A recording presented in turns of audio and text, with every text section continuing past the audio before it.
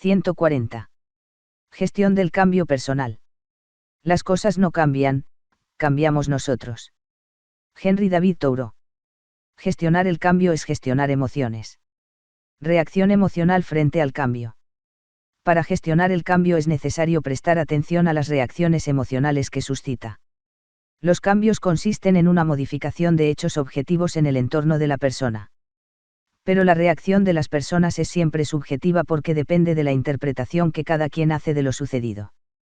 Un cambio que produce una situación de inseguridad, pero que ofrece más oportunidades, podrá ser percibido negativamente por parte de una persona que estima sobre todo la seguridad. Pero para otra más abierta a la novedad y más ambiciosa, ese mismo cambio puede aparecer como un reto positivo y estimulante. La velocidad con que se desencadena el cambio también contribuye a dar forma a la respuesta emocional. Para unos, un cambio determinado puede resultar demasiado lento, mientras que para otros parecerá excesivamente rápido. Por consiguiente, podemos hablar de personas que reaccionan positivamente y de otras que reaccionan negativamente al cambio. Finalmente, los hay que dan una respuesta ambivalente. Su percepción del cambio es positiva y negativa al mismo tiempo. Según cómo, pueden estar asustados, pero en otros momentos pueden experimentar euforia e ilusión. Los cambios más importantes de mi vida se han producido en momentos en los que yo pensaba que todo estaba perdido. Máximo Pradera. Cambios percibidos negativamente. Cuando los cambios son percibidos negativamente, se observa una concatenación de fases y estados emocionales que suelen presentarse en este orden. Inmovilidad. Negación. Cólera. Negociación. Angustia. Tristeza. Depresión. Asimilación. Inmovilidad. Frente a un cambio que parece negativo, la primera reacción suele ser la inmovilidad. En el primer momento, muchas personas se sienten confusas y desorientadas. Son presa de una especie de estado de shock que las paraliza. Esto puede durar horas, días o incluso semanas según sea lo que haya ocurrido y la personalidad de cada cual. La inmovilidad debe comprenderse y aceptarse como una respuesta normal de la persona. No debe criticar a los afectados ni debe considerar, en su fuero interno, que esa reacción es inapropiada. Negación. Como ya hemos visto, todo cambio comporta una pérdida. Se pierde una posición conocida, la seguridad que produce el hecho de hallarse en un ambiente que resulta familiar. Eso induce a muchas personas a negar lo que está ocurriendo, no pasa nada. Muchos piensan que no es posible que esté aconteciendo aquello que tienen ante sus ojos. Si la evidencia es tan abrumadora que resulta innegable, habrá quienes lo acepten, pero experimentarán en cualquier caso una fuerte predisposición a continuar como si nada hubiera pasado. De esta forma, en los momentos iniciales del impacto del cambio, la negación se manifiesta con toda su fuerza e impide o dificulta una pronta reacción y adaptación a la nueva situación. Si se trata de un cambio anunciado, se puede poner en duda que llegue a producirse. O se puede pensar que no hay para tanto, o que la información recibida es inexacta o exagerada. Puede incluso que se piense que esos son tonterías que no tienen nada que ver con la realidad. Esos pensamientos impiden que uno se dé cuenta de que esa realidad es justamente lo que está desapareciendo, lo que está siendo reemplazado por la verdadera realidad, que es la que está llegando y se está instalando.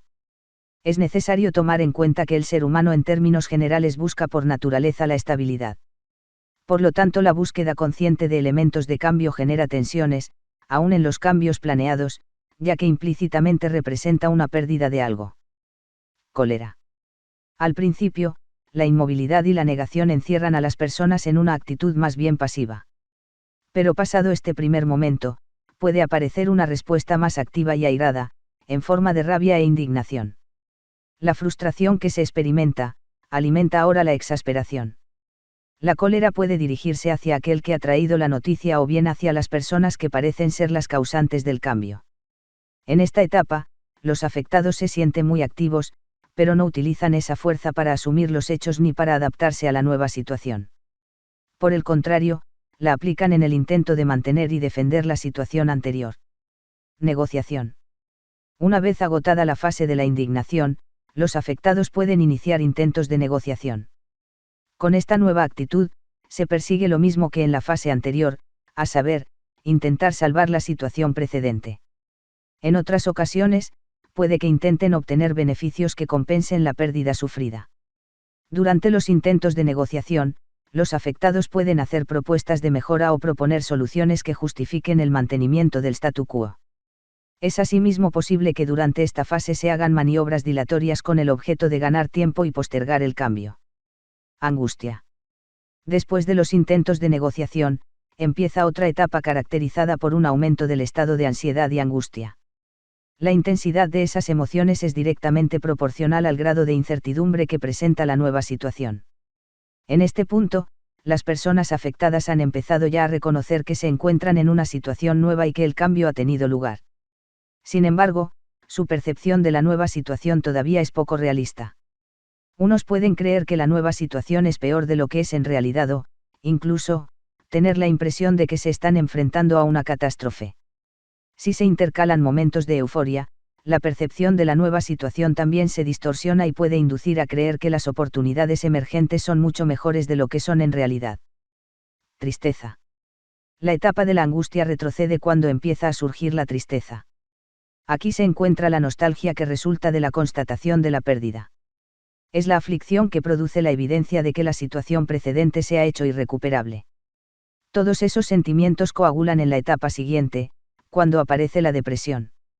Depresión. La depresión que se sufre en este punto del proceso es una reacción normal que cualquier persona emocionalmente equilibrada puede llegar a experimentar. Esta depresión viene estrechamente ligada a la resignación. A estas alturas del proceso, el cambio ya no se pone en duda, se reconoce que se ha producido y que la situación precedente se ha desvanecido y que pertenece al pasado. Durante la fase de depresión, lo que se siente es una sensación de fracaso, desamparo e incluso desesperación. Las personas más desconfiadas pueden tener la impresión de que todos se han vuelto en su contra, que los amigos han fallado incluso, cuando la personalidad es proclive a la paranoia, se puede llegar a sospechar que uno ha sido objeto de una traición o que es víctima de una conspiración. Lo más característico de la fase depresiva es la pérdida de impulso. La capacidad de trabajo disminuye y eso refuerza la sensación de ineptitud. La depresión se realimenta en ese bucle y la visión de la realidad se distorsiona todavía más. El nivel de energía es tan bajo que uno se siente postrado y recluido en un estado de fatiga permanente. La fatiga aparece prematuramente. Cualquier cosa, cualquier gestión o actividad que, en circunstancias normales se realizaría sin ningún esfuerzo, ahora aparece como una montaña cuya sola visión paraliza. Durante esta fase, la gente se hunde. La duración de la fase de depresión varía mucho entre una persona y otra. En las personas emocionalmente más equilibradas, esta fase se atraviesa y se termina. Entre otras personas con una personalidad más depresiva, puede instalarse y permanecer durante mucho tiempo. Las personalidades bipolares pueden intercalar fases de euforia y fases de abatimiento durante mucho tiempo. Asimilación. Una vez terminada la fase depresiva se experimenta la sensación de recuperar el control de la propia vida. Gradualmente se reencuentra la capacidad de trabajo y uno empieza a sentirse abierto a nuevas oportunidades. La percepción de la realidad mejora, se hace más realista. Entonces, se puede decir que el cambio ya se ha comenzado a asimilar. Fluctuación de la respuesta emocional. Continuidad entre etapas. Las fronteras entre estas etapas emocionales son difusas. No es que durante la primera fase de inmovilidad solo se esté paralizado. Se pueden experimentar también brotes de negación, cólera o intentos de negociación. Pero predomina la parálisis. Algo parecido se puede decir de las otras etapas. Por ejemplo, en la fase de angustia puede haber pequeños brotes de negación, cólera, tristeza o asimilación. Es decir, en cada momento predominan los sentimientos propios de ese momento, pero pueden emerger pequeñas comparecencias de estados emocionales anteriores o posteriores a ese momento. Así, incluso cuando la asimilación ya hace algún tiempo que se ha realizado, pueden todavía aparecer de forma esporádica estados emocionales breves que corresponden a alguna de las etapas anteriores. Evolución de los sentimientos de identidad. A lo largo de estas fluctuaciones, la identidad primero se reafirma y lucha por preservarse tal cual se experimenta. La defensa de los deseos, los intereses y el statu quo, en realidad son una defensa angustiada de la identidad. Luego, cuando el cambio comienza a percibirse como irreversible, la identidad entra en crisis y este es el periodo más duro del cambio. Ya no es posible continuar siendo lo que se era, pero todavía no se ha llegado a ser lo nuevo. Así que mientras se está en este intervalo se es poca cosa. La devastadora acumulación de cambios. Cuando los cambios son números e importantes, habría que poder dosificarlos. Considérese el caso de alguien que ha sufrido un cambio importante en su vida profesional y, después de pasar por toda la peripecia emocional y cuando se halla en plena crisis de identidad, dando los primeros pasos inciertos hacia su reorientación laboral, sufre una nueva pérdida importante, por ejemplo, la muerte de un ser querido muy próximo, un divorcio o un accidente. Entonces la crisis de identidad se agudiza todavía más. Puntos de inserción del cambio acumulado. El solapamiento de cambios importantes puede poner en peligro la identidad, sobre todo cuando el cambio nuevo se plantea justo en el peor momento de todos, esto es cuando se está a punto de iniciar la reconstrucción. El gráfico que sigue muestra distintos puntos de inserción del nuevo cambio que se acumula. Como es lógico, la inserción es tanto más problemática y difícil cuanto más débil está la identidad. La acumulación de varios cambios que se introducen sucesivamente, cada uno de ellos, en el momento más crítico del proceso anterior, pondrá en serio peligro la salud del sujeto e incluso la viabilidad de su existencia. Considérese el caso de alguien que sufre sucesivamente 3 cambios muy importantes, que se insertan, cada uno de ellos en el momento de máximo peligro. Por ejemplo, en primer lugar pierde su empleo. Más tarde, cuando se encuentra en la zona de máximo peligro, justo en los momentos preliminares de su reorientación laboral, sufre la pérdida de un ser querido muy próximo, y unos meses más tarde se ve forzado a hacer un cambio de domicilio a otra ciudad en donde no tiene anclajes sociales y queda desconectado de su entorno social anterior. Los efectos adversos sobre la capacidad de trabajo, la autoestima y la salud se acumulan, haciendo que la recuperación de su identidad sea cada vez más difícil e incierta. Cambios percibidos positivamente. Cuando una persona percibe un cambio como algo positivo, también pasa por distintas fluctuaciones emocionales. En el primer momento no se perciben demasiado bien las dificultades y la magnitud de los retos que deberán afrontarse. Eso puede producir un exceso de euforia y optimismo. A veces las imágenes que uno alimenta pierden mesura y proporción. Bajo la influencia de este optimismo inicial uno puede ingenuamente creer que todo será fantástico, fácil y asequible. Podrá aparecer entonces un exceso de confianza y en tales condiciones es fácil dar pasos en falso. A medida que el cambio se produce, empiezan a constatarse las dificultades que plantea. Entonces la confianza inicial puede debilitarse, con el riesgo de pasar a tener una percepción negativa del cambio. Las personas sujetas al cambio pueden empezar a dudar de su capacidad para llevarlo a buen fin. Pueden creer que los retos les desbordan y pueden sentirse tentados a tirar la toalla. Cuando esta inflexión es muy clara, se puede llegar a rechazar el cambio y entrar en la dinámica propia de los cambios que parecen negativos.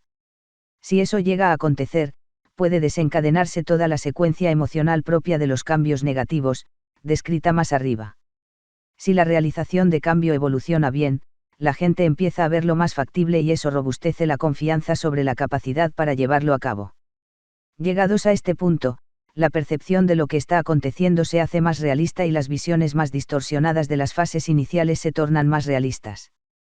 A medida que el cambio llega con éxito a sus últimas fases, y al comprobar que los resultados están al alcance de la mano, se registra un nuevo aumento de la confianza y la energía. Disfunciones de la respuesta emocional. Como se ve, tanto si el cambio es percibido positiva como negativamente, se desencadena un verdadero calidoscopio de emociones durante un periodo de tiempo que puede llegar a prolongarse durante meses.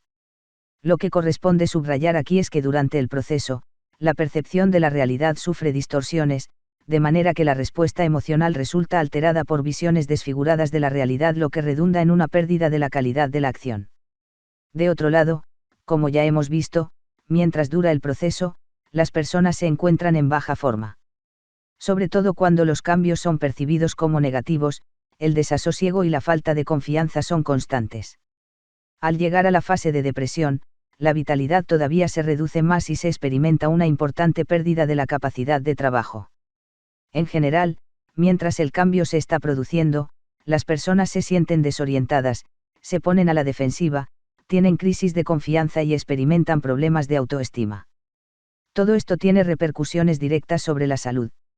Aumenta el absentismo, menudean las bajas por enfermedad y las visitas al médico. Los resentimientos que se arrastran desde hace tiempo se reavivan, los reproches por antiguos agravios reaparecen y pueden dar lugar a nuevos enfrentamientos. En circunstancias de este tipo, la gente se radicaliza. Pierde de vista la gama de grises y empieza a verlo todo exclusivamente en blanco o en negro. Entonces las actitudes se polarizan. Los diagnósticos son reduccionistas, las opciones que se toman en consideración son esquemáticas, simples y extremas. Y la gente se agrupa a favor o en contra de posiciones muy elementales. La capacidad para manejar los matices y apreciar las sutilidades se debilita o desaparece. El malestar previo a la estampida se apodera de la gente, la sensación de caos aumenta, la capacidad para dar respuestas sensatas disminuye. Cuando esos sentimientos empiezan a proliferar dentro de una organización, la debilidad global aumenta y la organización se hace más vulnerable a los ataques externos. Cuando son muchas las personas que reaccionan de esta forma al mismo tiempo, es fácil que se produzca un proceso de retroalimentación. Muchas personas juntas viviendo emociones simples y similares producen una reverberación que refuerza sobremanera aquello que se está sintiendo. Se puede decir que, mientras dura el cambio, la organización queda inerme y pierde transitoriamente gran parte de su capacidad de reacción. Todos esos efectos son especialmente acusados en los cambios de transición, pero lo son todavía más en los cambios de transformación, porque las situaciones se hacen mucho más caóticas. Beneficios y peligros del cambio. Sin embargo, el caos, bajo ciertas circunstancias, también tiene efectos beneficiosos que pueden ser aprovechados. Pero es necesario saber crear un clima y un entorno que sean propicios. En situación de inestabilidad se puede ser más fácil encontrar soluciones para los problemas crónicos que se arrastraban desde hace tiempo. Obstáculos insalvables producidos por la estabilidad. Por el contrario, y como es sabido, en situaciones estables, las fórmulas, las soluciones y las visiones varían muy poco. Se hallan sólidamente instaladas y, por lo tanto, es muy difícil pensar en cambios y sospechar seriamente otras alternativas que podrían ser más beneficiosas. Zona de comodidad. La estabilidad puede que sea emocionalmente confortable, pero es también una jaula que impide el acceso a soluciones que podrían proporcionar alivio o facilitar salidas beneficiosas. Toda renovación, si es acertada y se realiza correctamente, abrirá una vía hacia un estado mejor. Pero, al mismo tiempo, es una peripecia peligrosa, difícil y dolorosa.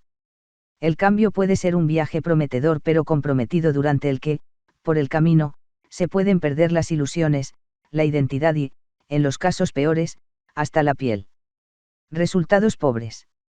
El proceso del cambio suele durar más de lo necesario, ocasiona más miedo y sufrimiento del que sería estrictamente ineludible, debilita excesivamente el sentido de la identidad durante demasiado tiempo y encima pocas veces proporciona plenamente todo el rédito que podría proporcionar.